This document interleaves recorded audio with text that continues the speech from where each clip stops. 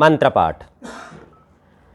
ॐ शन्नो मित्रः शं वरुणः शन्नो भवत्वर्यमा शन्न इन्द्रो बृहस्पतिः शन्नो विष्णुरुक्रमः।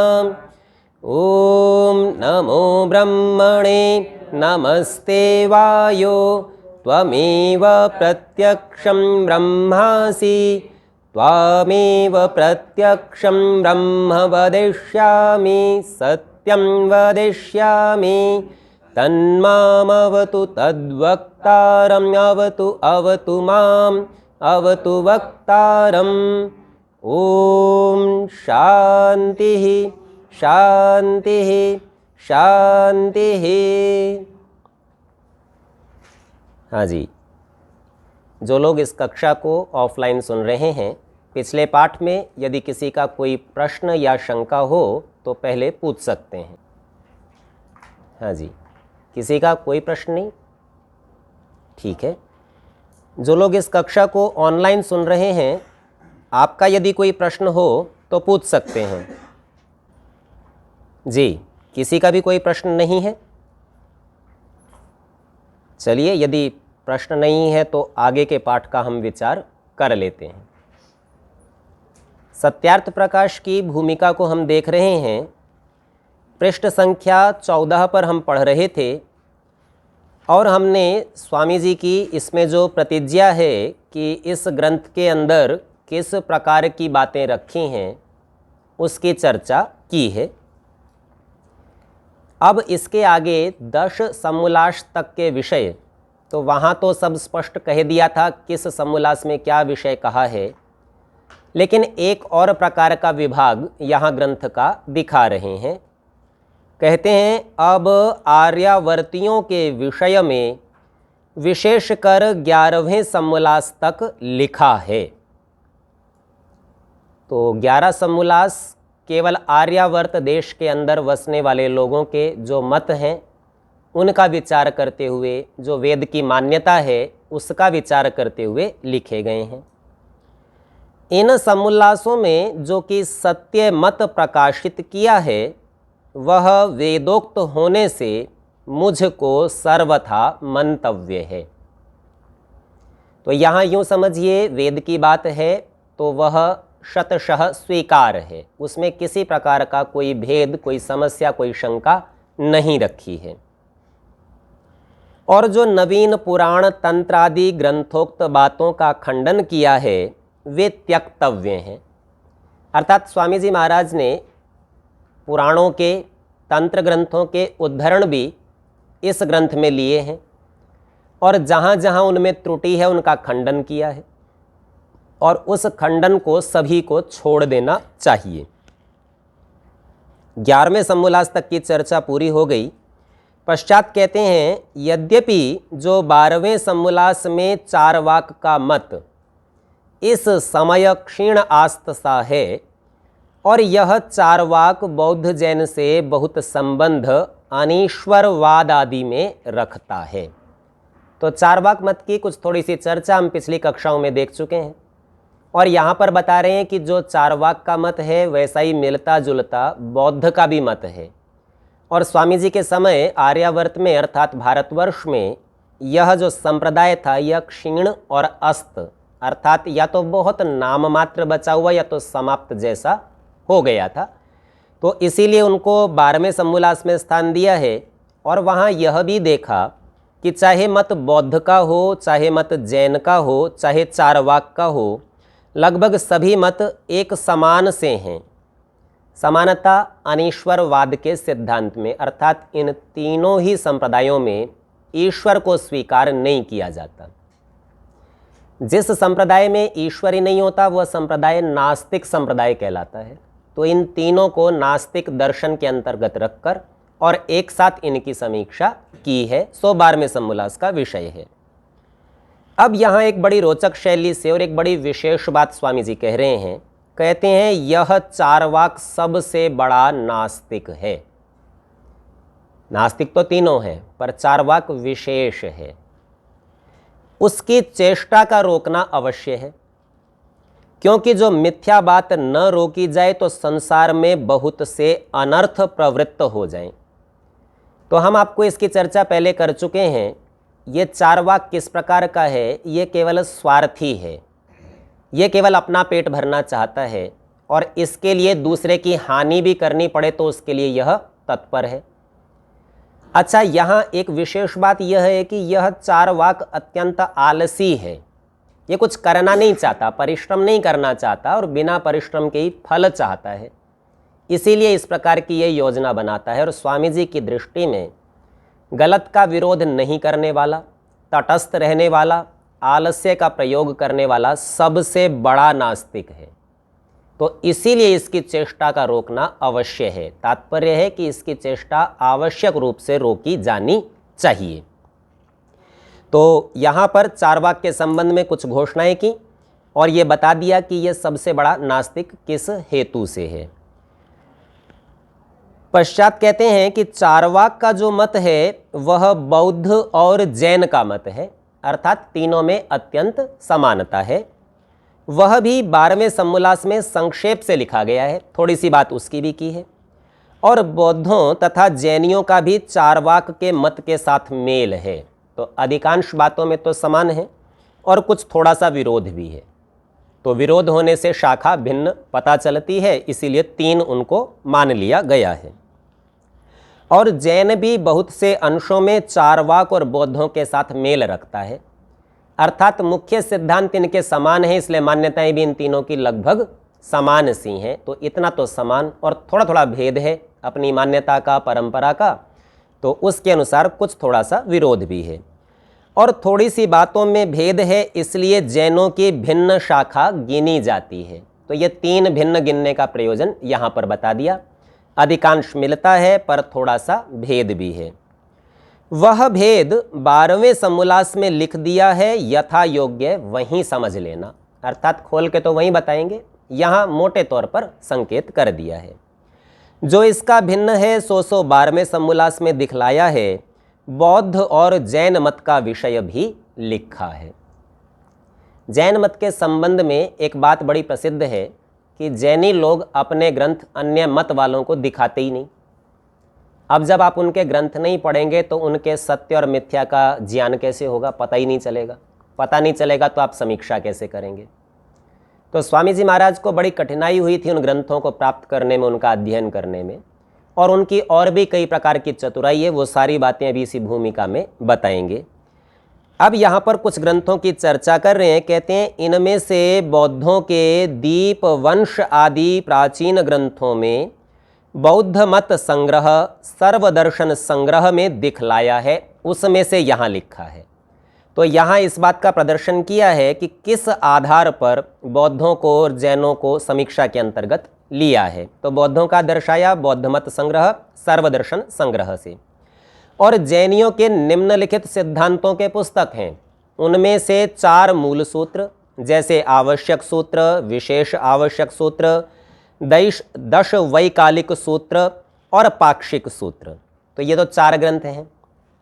इनके अतिरिक्त 11 अंग, जैसे आचारांग सूत्र, सुगणांग सूत्र, थाणांग सूत्र, समवायांग सूत्र, भगवती सूत्र, ज्ञाता धर्म कथा सूत्र, उपासक दशा सूत्र, अंतगण दशा सूत्र, अनुत्तरोव वायु सूत्र, विपाक सूत्र और प्रश्न व्याकरण सूत्र। इसके अतिरिक्त 12 उपांग, उपवायु सूत्र, रावपसेनी सूत्र, जीवाभिगम सूत्र, पन्नगणा सूत्र, जम्बूद्वीप पन्नति सूत्र, चंदपन्नति सूत्र, सूरपन्नति सूत्र, निर्यावली सूत्र, कप्पिया सूत्र, कपवड़ी सया सूत्र, पुप्पिया सूत्र, पुप्य चुलिया सूत्र, 5 कल्प सूत्र, जैसे उत्तराध्ययन सूत्र, निशीथ सूत्र, कल्प सूत्र, व्यवहार सूत्र और जीत कल्प सूत्र, 6 छेद, जैसे महानिषेध बृहद वाचना सूत्र, महानिषेध लघु वाचना सूत्र, मध्यम वाचना सूत्र, पिंड निरुक्ति सूत्र, औघ निरुक्ति सूत्र, पर्यूषणा सूत्र, 10 पयन्ना सूत्र। वास्तव में जैनियों के ग्रंथों में इस ग्रंथों के नाम पयन्ना सूत्र हैं, आ की मात्रा उनमें नहीं है। उनके नाम बताते हैं चतुस्सरण सूत्र, पंचखाण सूत्र, तदुल वैयालिक सूत्र, भक्ति परिज्ञान सूत्र, महाप्रत्याखान सूत्र, चंदा विजय सूत्र, गणि विजय सूत्र, मरण समाधि सूत्र, देवेंद्र स्तवन सूत्र और संसार सूत्र तथा नंदी सूत्र, योगोद्धार सूत्र भी प्रामाणिक मानते हैं।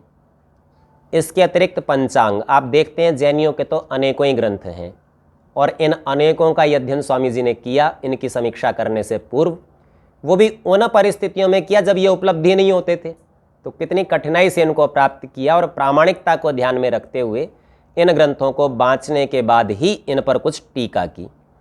पंचांग जैसे पूर्व सब ग्रंथों की टीका, निरुक्ति, चरणी, भाष्य, ये 4 अवयव और सब मिलके पंचांग कहते हैं। अब जैनियों के संप्रदायों में भी अनेक मत चलते हैं, तो दिगंबर और श्वेतांबर ये तो सबसे अधिक प्रसिद्ध हैं। इनके अतिरिक्त जो नाम हमने नहीं सुने उनमें यहाँ बताते हैं। इनमें ढूंढिया, ये भी एक संप्रदाय है जैनियों में, ये अवयवों को नहीं मानते और इनसे भिन्न भी अनेक ग्रंथ हैं कि जिनको जैनी लोग मानते हैं। अर्थात जो ऊपर ग्रंथ गिनाए उनके अपने संप्रदायों में कोई संप्रदाय उसको नहीं भी मानता और इसके अतिरिक्त कुछ ग्रंथों को वे मानते भी हैं। इनका विशेष मत पर विचार 12वें समोल्लास में देख लीजिएगा। जैनियों के ग्रंथों में लाखों पुनरुक्त दोष हैं। पुनरुक्त दोष अर्थात एक ही बात बार बार दोहराई जाती है, तो उससे कोई नई बात तो सीखने को मिलती नहीं, ग्रंथ मोटा सा हो जाता है अनेक बार लिखने से। तो कहते हैं और इनका यह भी स्वभाव है कि जो अपना ग्रंथ दूसरे मत वाले के हाथ में हो व छपा हो तो कोई कोई उस ग्रंथ को अप्रमाण कहते हैं। किसी के हाथ में पहुंच जाए या छप जाए तो बोले बस इसको तो हम मानते नहीं, ये तो अप्रमाण हो गया। जब तक दूसरे के हाथ में नहीं पहुंचा तब तक प्रमाण था, दूसरे के हाथ में पहुंचा तो अप्रमाण। यह बात उनकी मिथ्या है, झूठ है। अब इसका निर्णय किस प्रकार से देखते हैं। आज तक मैं एक सिद्धांत को मानता था और वह सिद्धांत मेरी जिस पुस्तक में लिखा था वो गलती से आपके हाथ पड़ गई, तो अब नहीं मानता जी मैं उसको। अब उस किताब में लिखा है वो तो आपकी हो गई, वो हमारी तरफ से छूट गई। तो इस प्रकार की चतुराई किस लिए की जाती है। मान लीजिए मैंने किताब देख ली और मैंने ये कह दिया कि देखो साहब आपकी तो किताब में ये गलती है, बोले हम इसको मानते ही नहीं, प्रमाण ही नहीं है ये हमारा, क्योंकि आपके हाथ में जा चुकी। तो इस प्रकार का झूठ का व्यवहार वहाँ चलता है। तो कहते हैं यह बात उनकी मिथ्या है, क्योंकि जिसको कोई माने कोई नहीं, इससे वह ग्रंथ जैन मत से बाहर नहीं हो सकता। मान लो वो ये कह दे इसे तो दिगंबर लोग मानते हैं, हम नहीं मानते, तो ये जैनियों का नहीं है, ऐसा नहीं बनेगा। हाँ, जिसको कोई ना माने, ना कभी किसी जैनी ने माना हो, तब तो अग्राह्य हो सकता है। अगर ये निश्चय हो जाए साहब इसको कोई नहीं मानता, फिर तो कोई बात नहीं, ठीक है, फिर कोई नहीं माने। परंतु ऐसा कोई ग्रंथ नहीं है कि जिसको कोई भी जैनी ना मानता हो, इसलिए जो जिस ग्रंथ को मानता होगा उस ग्रंथस्थ विषयक खंडन मंडन भी उसी के लिए समझा जाता है। तो मान लीजिए कोई जैन कहे हम तो इस ग्रंथ को नहीं मानते, अच्छा आप नहीं मानते, जो मानते हैं ये उनका खंडन है, आप जिसको मानते हैं आपका खंडन आपके संबंध में करेंगे। परंतु कितने ही ऐसे भी हैं कि उस ग्रंथ को मानते जानते हों तो भी सभा व संवाद में बदल जाते हैं। अर्थात मानते तो थे ग्रंथ को, मान लीजिए पयन्न सूत्र था, इसको मानते थे, और जब चर्चा हुई कि साहब आप पयन्न को मानते हो और इसमें ये गलती है, बोले नहीं हम नहीं मानते पयन्न को। तो इस तरह से सभा में और संवाद में तत्काल बदल जाते हैं। इसी हेतु से जैन लोग अपने ग्रंथों को छिपा रखते हैं, दूसरे मतस्थ को न देते, न सुनाते और न पढ़ाते, इसलिए कि उनमें ऐसी ऐसी असंभव बातें भरी हैं कि जिनका कोई भी उत्तर जैनियों में से नहीं दे सकता। बस एक सामान्य दृष्टांत के रूप में आपको बता देता हूँ। मोटे तौर पर योजन हमें समझना हो तो मील या किलोमीटर से आप समझ लीजिए इतनी लंबी माप, और वहाँ मनुष्यों के शरीर कई कई योजन के हैं, कई किलोमीटर लंबे मनुष्य हैं। तो इसी से आप समझ सकते हैं कि किस प्रकार की गप की बातें उन ग्रंथों में लिखी होंगी। इसी प्रकार के उनके धनुष भी कई कई योजन के हैं। अब इतने बड़े मनुष्य तो धनुष भी बड़े ही रखेंगे। अब उस प्रकार की गणनाएं वो तो जब हम 12वें समोल्लास को पढ़ेंगे और सारी चर्चा करेंगे, तो वर्तमान समय की दृष्टि से यदि हम देखें या आधुनिक वैज्ञानिक दृष्टिकोण से देखें तो व्यंग्य के अतिरिक्त, चुटकुले के अतिरिक्त कुछ नहीं लगती हैं वो कथाएं। तो स्वामी जी कहते हैं उसमें ऐसी ऐसी असंभव बातें भरी हैं कि जिनका कोई भी उत्तर जैनियों में से नहीं दे सकता। और अब आप अपनी शैली में कहते हैं झूठ बात का छोड़ देना ही उत्तर है, अर्थात उनके लिए भी यह योग्य है कि जो जो उनके ग्रंथों में मिथ्या बात हो उसका सर्वथा त्याग कर देवें। तो ऐसा करना ही वास्तविक उत्तर योग्य व्यक्तियों का काम है। 13वें समोल्लास में ईसाइयों का मत लिखा है। ये लोग बाइबिल को अपना धर्म पुस्तक मानते हैं। इनका विशेष समाचार उसी 13वें समोल्लास में देखिए। तो इनकी जो भी चर्चा होगी, इनका समाचार खबर इनकी वहीं लेंगे, तो वहीं चर्चा करेंगे। और 14वें समोल्लास में मुसलमानों के मत विषय में लिखा है। ये लोग कुरान को अपने मत का मूल पुस्तक मानते हैं।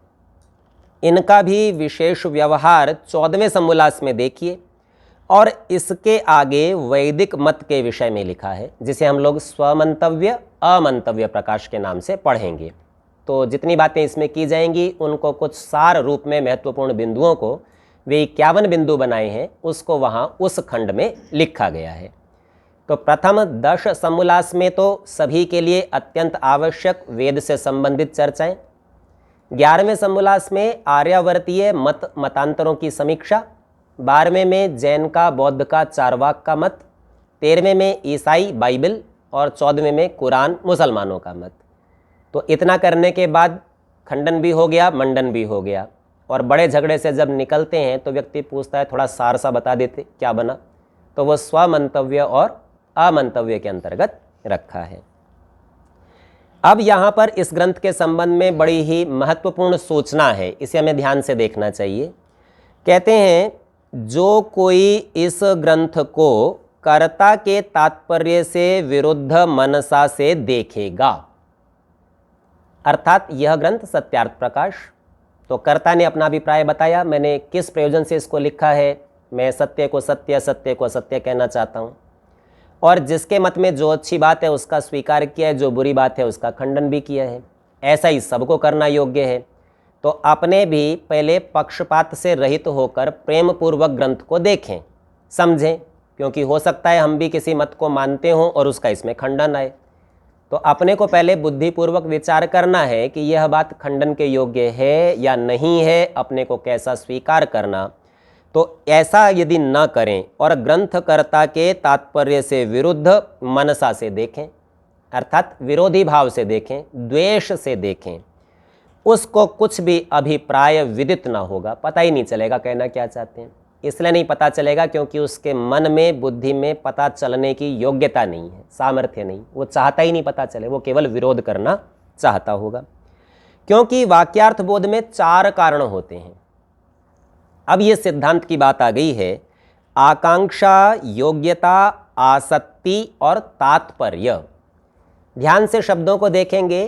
प्रायः हमने आसक्ति शब्द सुना होता है क के सहित, यहाँ पर क नहीं है, आसक्ति केवल इतना लिखा है। तो 4 बताए, आकांक्षा, योग्यता, आसक्ति और तात्पर्य। जब इन चारों बातों पर ध्यान देकर जो पुरुष ग्रंथ को देखता है तब उसको ग्रंथ का अभिप्राय यथा योग्य विदित होता है। और यह सिद्धांत इस प्रकार का है कि जो केवल इसी ग्रंथ के संबंध में नहीं, अपितु किसी भी ग्रंथ का आप अध्ययन करें, यदि इन 4 चीज़ों से युक्त होकर 4 सिद्धांतों को उपस्थित करके ग्रंथ को पढ़ेंगे तो आपको वह ग्रंथ सहजता से समझ में आ जाएगा और हम लोग व्यर्थ की वितंडा या जल्प में उलझे नहीं रहेंगे। कभी कभी कोई वाक्य ऐसा होता है जो प्रकरण से ही अपने अर्थ को देता है, सीधे तौर पर नहीं दे पाएगा, तो अपने सोचते हैं देखो इनको यही नहीं पता, वाक्य गलत लिख दिया। इसके स्थान पर यदि जानने की इच्छा हो तो पूरे प्रकरण को देखेगा और वाक्य का अर्थ जान लेगा। अब यहाँ इन चारों बातों को खोलकर समझा रहे हैं कि ये क्या होता है। तो कहते हैं जब इन चारों बातों को ध्यान देकर जो पुरुष ग्रंथ को देखता है तब उसको ग्रंथ का अभिप्राय यथा योग्य विदित होता है।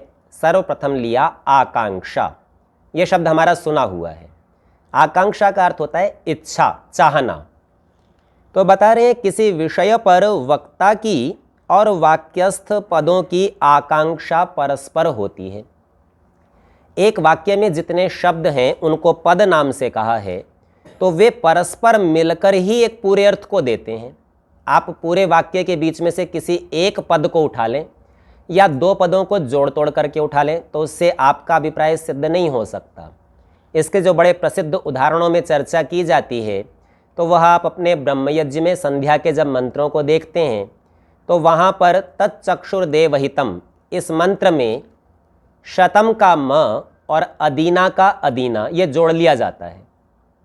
दो अलग अलग पद हैं, अलग अलग स्वतंत्र शब्द हैं, दोनों में से एक का अंतिम अंश और बाकी के पद को जोड़कर मदीना बना लिया जाता है और उससे प्रसिद्ध मदीना स्थान की मुसलमानों द्वारा कल्पना की जाती है और फिर वो कहते हैं देखो वेद में भी मदीना का शब्द आया है।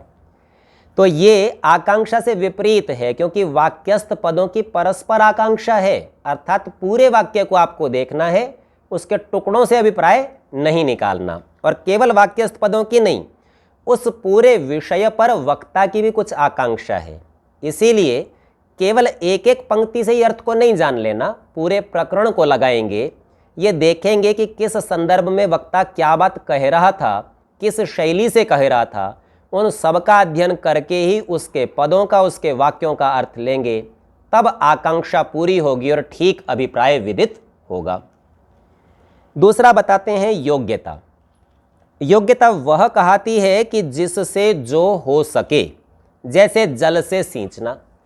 अब अपने को यह विषय तो बड़ा सरल लगता है कि जल से सींचना होता है, अग्नि से सींचना नहीं होता है। पेड़ पौधों में जल दिया जाता है, अंगारे नहीं डाले जाते। लेकिन इसका एक बड़ा प्रसिद्ध उदाहरण है, जो लोग नित्य यज्ञ करने वाले हैं अथवा यज्ञ के विषय से परिचित हैं, वो इस बात को सहजता से जान सकते हैं कि आप ईश्वर स्तुति प्रार्थना उपासना के प्रकरण में जब तीसरा मंत्र बोलते हैं य आत्मदा बलदा, इसकी दूसरी पंक्ति में आते हैं तो आप कहते हैं यस्य छाया अमृतम। इतने पद तो स्पष्ट हैं कि उसकी छाया, उसका आश्रय अमृत के समान है, यस्य छाया अमृतम। और आगे बोलते हैं यस्य मृत्यु, जिसकी मृत्यु। अब वाक्य कुछ पूरा नहीं हुआ, यहाँ आकांक्षा है, पदों को कुछ इच्छा है, कुछ आए। वो कैसे आए? तो बोले उसकी छाया तो अमृत और उसकी मृत्यु, अधूरी बात है ना।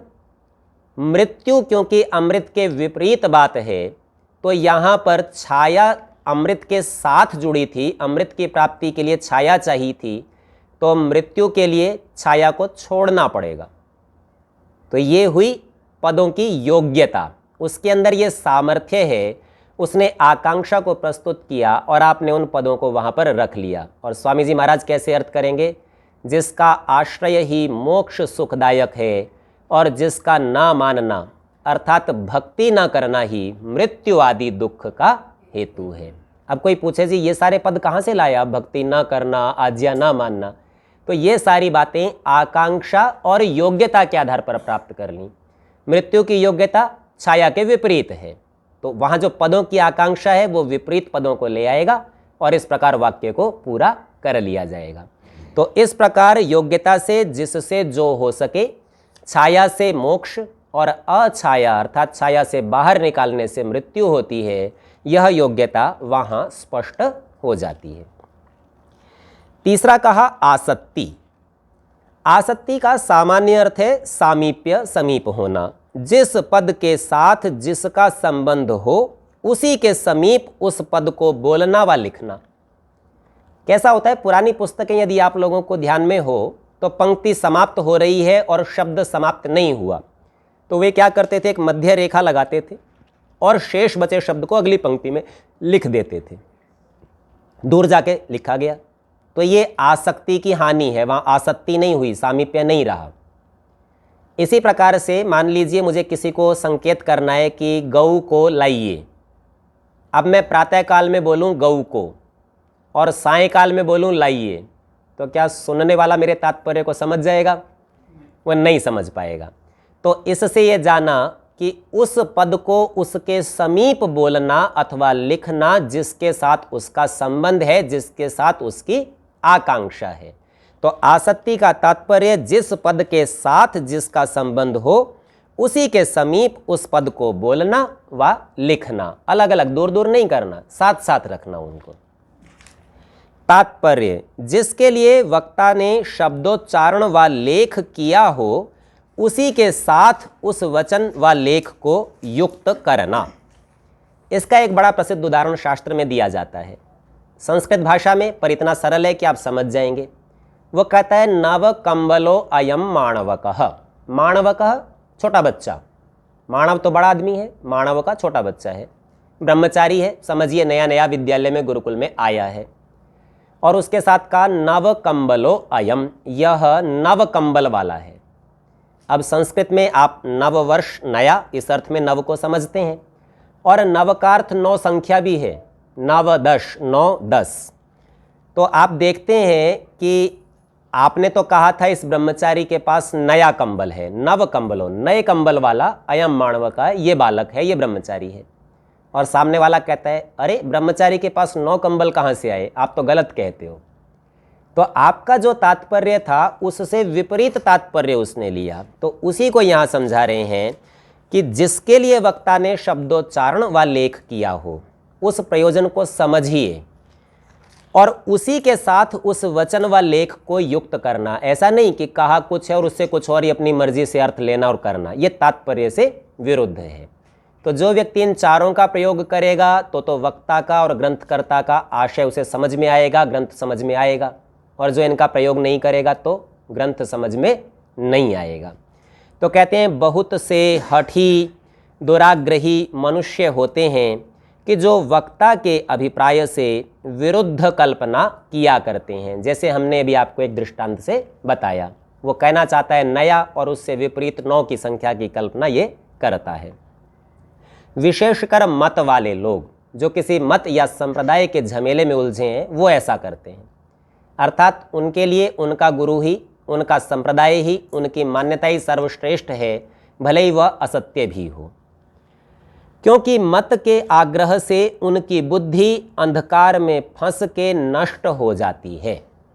अब अपने आप में यह सिद्धांत बहुत बड़ा है पर स्पष्ट और सत्य है, क्योंकि जो बातें मत में होंगी वो सबके साथ स्वीकार्य नहीं होंगी, और यदि सर्वतंत्र सिद्धांत होगा तो मत नहीं रहा, क्योंकि मत किसी एक विशेष अवयव को, हिस्से को कहते हैं।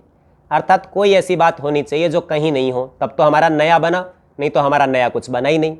तो जो व्यक्ति इस प्रकार से छोटे अंश की, छोटे अवयव की बात को स्वीकार करेगा, मत को स्वीकार करेगा, वह सार्वजनीन सर्वतंत्र सिद्धांत को नहीं जान पाएगा। इसीलिए जो बड़ा प्रकाश था, बड़ा ज्ञान था, उससे वह वंचित रह जाएगा। और इसीलिए स्वामी जी महाराज कहते हैं कि उसकी बुद्धि अंधकार में फंस के नष्ट हो जाती है। इसलिए जैसा मैं पुराण, जैनियों के ग्रंथ, बाइबिल और कुरान को प्रथम ही बुरी दृष्टि से न देखकर, अर्थात मैं द्वेष भाव से नहीं देख रहा, मैं अर्थात यहाँ पर स्वामी जी महाराज कह रहे हैं कि मैंने इनको इसलिए नहीं देखा कि मुझे सिर्फ इनका विरोध करना है। मैंने पहले इनमें वो बातें देखी जो सब मतों में समान हैं, जो इनकी अच्छी हैं। तो प्रथम ही इनकी बुराई को नहीं देखा, बुरी दृष्टि से न देखकर उनमें से गुणों का ग्रहण और दोषों का त्याग तथा अन्य मनुष्य जाति की उन्नति के लिए प्रयत्न करता हूँ। तो केवल ऐसा नहीं कि अपने देश वालों की और जो मेरी बातों के अनुकूल है उनकी उन्नति चाहता हूँ, अपितु दूसरे वालों की भी उन्नति चाहता हूँ। वैसा सबको करना योग्य है। तो प्रत्येक व्यक्ति को इस बात का विचार रखना चाहिए कि जो बातें अच्छी हों वो किसी भी मत में हो, किसी भी संप्रदाय में हो, उनका ग्रहण, और जो बातें बुरी हों वो चाहे अपने मत संप्रदाय में हो, उसका त्याग सभी को करना योग्य है। इन मतों के थोड़े थोड़े ही दोष प्रकाशित किए हैं, अर्थात संकेत मात्र किया है, मोटे तौर से बताया है, जिनको देखकर मनुष्य लोग सत्य असत्य मत का निर्णय कर सकें। तो ऐसा समझिए, आचार्य की प्रवृत्ति इस प्रकार की होती है कि वह थोड़ी बातें तो सिखा देता है, लेकिन शेष बची बातों को कैसे समझते हैं ये बुद्धि दे देता है, कसौटी दे देता है, परखने के लिए साधन दे देता है, और अपना कर्तव्य है कि उन साधनों का, कसौटी का, तराजू का प्रयोग करें और शेष बातों को परख लें। उसी प्रकार स्वामी जी महाराज ने कुछ थोड़ी सी बातें तो इन ग्रंथों में कह दी हैं, और शैली अपने को समझ में आ जाएगी, अपने को पता चल जाएगा कि शेष बातों की परीक्षा हम कैसे कर सकते हैं, तो वैसा अपने को करना। तो कहते हैं थोड़े थोड़े ही दोष प्रकाशित किए हैं जिनको देखकर मनुष्य लोग सत्य असत्य मत का निर्णय कर सकें और सत्य का ग्रहण और असत्य का त्याग करने कराने में समर्थ होंगे। क्योंकि एक मनुष्य जाति में बहका कर विरुद्ध बुद्धि करा के एक दूसरे को शत्रु बना लड़ा मारना विद्वानों के स्वभाव से बही है। बही अर्थात बाहर है। अब यहाँ पर अनेक सिद्धांत एक साथ हैं और स्वामी जी ने बड़े ही मार्मिक शब्दों में इस सिद्धांत को रखा है। सर्वप्रथम तो स्वामी जी का सिद्धांत है मनुष्य जाति एक ही है। वो कहते हैं एक मनुष्य जाति में, वो अंग्रेज हो, मुसलमान हो, सिख, ईसाई या किसी भी मत को मानने वाला हो, मनुष्य के रूप में सब समान हैं, इसीलिए पूरी जाति एक ही है। अब एक जाति है तो इनकी मान्यता और इनका मत, इनका व्यवहार भी एक होना चाहिए। जिस प्रकार से संपूर्ण संसार की घोड़ा जाति को घोड़ा ही कहेंगे, गाय को गाय ही कहेंगे, बैल को बैल ही कहेंगे, अन्य पशु पक्षियों को उसी नाम से ही पुकारते, ठीक उसी प्रकार से संसार के किसी भी क्षेत्र का मनुष्य हो रहेगा तो मनुष्य ही। अब यदि वह मनुष्य है तो उसका कर्तव्य, उसके अधिकार, उसका विचार सब एक समान होना चाहिए। और इन अधिकारों में, कर्तव्यों और विचारों में परिस्थितियों के आधार पर कुछ थोड़ा परिवर्तन तो हो सकता है, पर मूलभूत सिद्धांत किसी का नहीं बदलेगा। और इसका कुछ छोटा उदाहरण आप देख सकते हैं। मान लीजिए आपको भूख लगती है तो आप क्या करते हैं? खाना खाते हैं। सब जातियों में, सब देशों में, सब स्थानों पर सभी मनुष्य भूख लगने पर भोजन ही करते हैं। कोई ऐसा नहीं होता कि भूख लगती है तो चलिए सो जाते हैं, ऐसा कोई नहीं करता है। तो इससे अपने को समझ में आया कि मूलभूत आवश्यकताएं हमारी समान हैं और उन आवश्यकताओं के समान होने से उनकी पूर्ति के साधन भी समान होंगे। ये तो हो सकता है कि भोजन के समय एक व्यक्ति रोटी खाए और दूसरा चावल खाए, पर करेगा भोजन, मूल नियम की बाधा नहीं होगी। तो ये बात स्वामी जी कहते हैं, एक मनुष्य जाति है और उसके अंदर यदि मान्यताओं को भिन्न भिन्न किया जाए तो वो बहकाना है। तो इस एक मनुष्य जाति में बहका कर विरुद्ध बुद्धि करा के कि साहब आप गलत हो, मैं ठीक हूँ, या ये ठीक नहीं होता है, ऐसे करना चाहिए, ये जो विरोध पैदा करना है, इस विरोध से द्वेष होता है और परस्पर विरोध होने से उन्नति बाधित होती है। क्योंकि आप दूसरे के विरोध से बचने का प्रयत्न करें या स्वयं आगे बढ़ने का प्रयत्न करें। तो स्वामी जी कह रहे हैं कि विरुद्ध बुद्धि करा के एक दूसरे को शत्रु बना और लड़ा मारना, उनका प्राणी हरण कर लेना, अर्थात जीवित मत रहिए, लड़िए। जैसा कि आप जानते हैं प्राय करके दंगे हुआ करते हैं, जिन्हें आप सांप्रदायिक दंगों के नाम से जानते हैं। तो बोले इस प्रकार का व्यवहार करना विद्वानों के स्वभाव से बही है। अर्थात विद्वान लोग ऐसा कभी नहीं करेंगे कि वे एक मनुष्य जाति में बहकाएं अथवा विरुद्ध कर दें अथवा लड़ा मारें। इसके स्थान पर विद्वान सदा ही विचार करने को प्राथमिकता देगा, साथ में बैठेगा, ठंडे दिमाग से शांति के साथ सत्य असत्य का निर्णय करेगा और निर्णय करने से पहले वो चार चीज़ें जो वाक्यों को समझने के लिए आवश्यक हैं, तात्पर्य, योग्यता, आकांक्षा, आसक्ति, उनका जम के प्रयोग करेंगे। और पश्चात क्या करेंगे? स्वार्य समाज के नियम में कहा, सत्य के ग्रहण करने और असत्य के छोड़ने में सर्वदा उद्यत रहना चाहिए।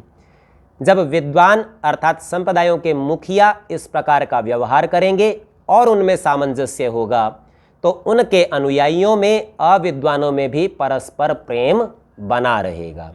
तो बड़े ही मार्मिक शब्दों में स्वामी जी महाराज ने अनेक सिद्धांतों को एक साथ उपस्थित किया और अपनी मंशा को, अभिप्राय को भी यहाँ सबके सामने अभिव्यक्त किया है। अब जो एक संभावना है, उस संभावना की ओर भी स्वामी जी थोड़ा सा संकेत करते हैं। कहते हैं, यद्यपि इस ग्रंथ को देखकर अविद्वान लोग अन्यथा ही विचारेंगे। तो सबसे पहले तो ये समझ लीजिए, मुख्य करके ग्रंथ विद्वानों के लिए है, क्योंकि अविद्वान तो अन्यथा विचारेंगे। तो जिसकी कुछ प्रारंभिक योग्यता होगी उसके लिए यह ग्रंथ उपयोगी है, और जिसकी कोई योग्यता नहीं होगी वो इस ग्रंथ से कुछ नहीं ले सकता। इस ग्रंथ की विशेषता यह है कि इसमें दर्शनों का बहुत सारा निचोड़ रखा गया है। और यूँ समझिए कि एक परंपरा, मतलब ये एक व्यक्ति के जीवन की उपलब्धि नहीं है, एक परंपरा की उपलब्धि है कि ऋषियों ने किस्मत को कैसा माना, उस मत को उसी प्रकार से इकट्ठा करके व्यवस्थित रूप में इस ग्रंथ में लाया गया है। शब्द स्वामी जी महाराज के हैं पर मूल सिद्धांत ऋषियों के हैं। तो इसीलिए कहते हैं कि यह विद्वानों के लिए है, क्योंकि अविद्वान लोग तो इसको देखकर अन्यथा ही विचारेंगे। तो कोई कहे साहब पुस्तक है छप गई तो अविद्वान के हाथ में भी जाएगी तो नुकसान होगा। तो स्वामी जी कहते हैं तथापि बुद्धिमान लोग यथा योग्य इसका अभिप्राय समझेंगे कि बुद्धिमानों के हाथ में भी तो जाएगी और वो तो इसको ठीक ठीक समझ लेंगे, और ठीक समझेंगे तो ये बुद्धिमान और विद्वान लोग एक मतस्थ हो जाएंगे। जिसकी चर्चा पीछे की थी वो था सत्य मतस्थ होना, जो सर्वतंत्र सिद्धांत हो, सब लोग समान रूप से स्वीकार करते हो, ऐसे सत्य में आना। इसलिए मैं अपने परिश्रम को सफल समझता और अपना अभिप्राय सब सज्जनों के सामने धरता हूँ। तो स्वामी जी महाराज को इसकी चिंता नहीं है कि अज्ञानियों के हाथ में ये पुस्तक जाएगी। बोले जाएगी तो जाएगी, पर ज्ञानियों के हाथ में भी तो जाएगी। उस लाभ का त्याग नहीं किया जा सकता हानि के भय से। ऐसी एक चर्चा हम लोग प्राय किया करते हैं, महाभाष्य में भी इसके संबंध में कुछ दृष्टांत आते हैं। वो कहता है कि कोई व्यक्ति इसलिए खाना बनाना नहीं छोड़ता कि ग्राम में भिक्षुक हैं और वे आके भीख मांग ले जाएंगे। बोले हमारे बनाने का लाभ क्या, वही मांग ले जाएंगे, तो क्या हम खाना ना बनाएं? तो बोले नहीं, उससे हो सकने वाले लाभ को ध्यान में रख के कुछ हानि होगी तो होती रहे, कोई बात नहीं। ऐसा ही दूसरा उदाहरण वो लेते हैं। बोले भाई जंगल में हिरण हैं और वो खेती को खा जाते हैं, तो क्या किसान खेती ना करे? वो तो करेगा, बाड़ भी लगाएगा, रक्षा भी करने का प्रयत्न करेगा, और फिर भी हिरण खा जाएंगे तो खा जाएंगे, फिर भी बोएगा। क्यों? क्योंकि यदि कुछ भी बचा तो वह मनुष्यों की रक्षा में काम आता है। तो केवल हानि को देखकर लाभ को छोड़ नहीं दिया जाता, अपितु जिसमें अधिक लाभ की संभावना हो, कम हानि की संभावना हो, ऐसा कार्य अवश्य किया जाता है। तो ठीक इसी प्रकार से स्वामी जी कहते हैं मैं भी अपने परिश्रम को सफल समझता और अपना अभिप्राय सब सज्जनों के सामने धरता हूँ। इसको देख दिखला के मेरे श्रम को सफल करें। तो विद्वानों का और बुद्धिमानों का ये कर्तव्य है, इस ग्रंथ को पढ़ें, समझें, विचार करें और फिर उस बुद्धि के अनुसार निर्णय लें। ये बात स्वामी जी महाराज इस भूमिका में इससे पूर्व 2 बार कह चुके हैं। और उन्होंने यहाँ किस प्रकार कहा था कि भाई विद्वानों का, आप्तों का ये कर्तव्य है कि सत्य और असत्य के स्वरूप का प्रदर्शन कर दें। किसी के पीछे नहीं पड़ जाएं कि साहब आप मेरी बात मानिए, बस वो स्वरूप प्रदर्शन कर दें। उसके बाद वे लोग अपना हित अहित समझकर स्वयं ही सत्य मत का ग्रहण कर लेंगे तो उनकी इच्छा, उनका लाभ, नहीं करेंगे तो अपनी कोई हानि नहीं है। अपना जो कर्तव्य कर्म है वो सबको पूरा करना। यहाँ यूँ भी समझिए, आप लोगों को गीता का वह श्लोक कुछ ध्यान में होगा जहाँ कहा जाता है कर्मण्येव अधिकारस्ते मा फलेषु कदाचन। तेरा अधिकार कर्म में तो है, फल में नहीं। अच्छा सोचिए, यदि फल में आपका अधिकार नहीं रहे तो आप कर्म ही क्यों करेंगे? आपको ये निश्चित तौर पर पता है कि खाना खाऊंगा तो भूख मिट जाएगी, पर कोई कहे कि खाने से भूख नहीं मिटेगी तो आप खाएंगे क्या? तो आप नहीं खा सकेंगे। तो ऐसे में समझिए फल में अधिकार तो है, लेकिन आप आग्रह नहीं रख सकते कि मुझे अभी चाहिए, इतना चाहिए, ऐसा चाहिए। तो यदि आप अपना कर्तव्य कर्म करके किसी कार्य को करते हैं तो उसके साथ जुड़ा हुआ फल वह तो आपको ईश्वर की व्यवस्था से निश्चित रूप से मिलने वाला है। आप उसके विषय में आग्रह नहीं रख सकते, अपना काम कर सकते हैं। तो विद्वानों का भी यह ही कर्तव्य है कि वे सत्य और असत्य का स्वरूप प्रदर्शित कर दें और उसका जो भी फल हो उसके लिए वे तत्पर रहें। सामने वाला व्यक्ति आपके अनुकूल हो ठीक है, नहीं हो तो भी ठीक है, क्योंकि जरूरी नहीं है कि आपके बताते ही आपके अनुकूल आ जाएगा। तो आप फल में आग्रह नहीं रख सकते, मिलेगा जरूर। क्यों मिलेगा? ये सिद्धांत भी बताया था कि मनुष्य का आत्मा सत्य असत्य का जानने हारा है। प्रत्येक मनुष्य सत्य को जान लेता है और असत्य को छोड़ सकता है, परंतु अपने दुराग्रह, हठ, प्रयोजन की सिद्धि आदि और अविद्या आदि कारणों से सत्य को छोड़ असत्य के पक्ष में झुकता है। तो वहाँ उससे लड़ाई झगड़ा नहीं करना, अपना काम में सत्य असत्य का स्वरूप बता देना। तो कहते हैं इसको देख दिखला के मेरे श्रम को सफल करें और इसी प्रकार पक्षपात न करके, अर्थात इस ग्रंथ में पक्षपात नहीं किया है, पक्षपात न करके सत्यार्थ का प्रकाश करना मुझ व सब महाशयों का मुख्य कर्तव्य काम है। तो मैंने तो किया ही है इसके अंदर, और अन्य लोगों को भी ऐसा ही करना चाहिए। सर्वात्मा सर्वांतर्यामी सच्चिदानंद परमात्मा अपनी कृपा से इस आशय को विस्तृत और चिरस्थायी करे। अलमति विस्तरेण बुद्धिमतवर शिरोमणिषु इति भूमिका। अलम अर्थात समाप्त करते हैं, पूरा कर देते हैं, किस भय से, अति विस्तरण, बहुत बड़ा नहीं हो जाए। भूमिका इतनी बड़ी बात हो गई, अनेक सिद्धांत इसमें आ गए, तो इसलिए बुद्धिमान जो हैं उनमें भी जो शिरोमणि हैं उन सब के सामने ये अभिप्राय धर दिया और इसको और नहीं कहते हैं। इति भूमिका। स्थान महाराणा जी का उदयपुर, भाद्रपद शुक्ल पक्ष संवत 1939। तो विक्रमी संवत 1939 में उदयपुर में, महाराणा जी का उदयपुर, उनका उस समय शासन था, उस स्थान पर बैठकर इस ग्रंथ को लिखा गया। ये उसकी सील है, मोहर है। और दूसरी ओर स्वामी दयानंद सरस्वती, ये स्वामी जी महाराज के हस्ताक्षर हैं। अर्थात वो इसका ये कार्यक्रम किस प्रयोजन से, किस स्थान पर, किस समय में कर रहे हैं, ये सारी जानकारी भी यहाँ दे दी गई है। तो भूमिका तो यहाँ पूरी होती है और अगली कक्षा से अब वास्तव में इस ग्रंथ का जो समोल्लास है, प्रथम समोल्लास, उसका प्रारंभ होगा और आप देखते जाएंगे कि एक एक करके अनेक व्यावहारिक सिद्धांत आते जाएंगे और ये ऐसे सिद्धांत हैं जो केवल शास्त्र में ही नहीं, आपके जीवन में उपयोगी होंगे। तो आप इसको निरंतरता से, गंभीरता के साथ पढ़ें। इस संबंध में आपके जो भी प्रश्न होंगे सो अगली कक्षा में पूर्व में लिए जाएंगे।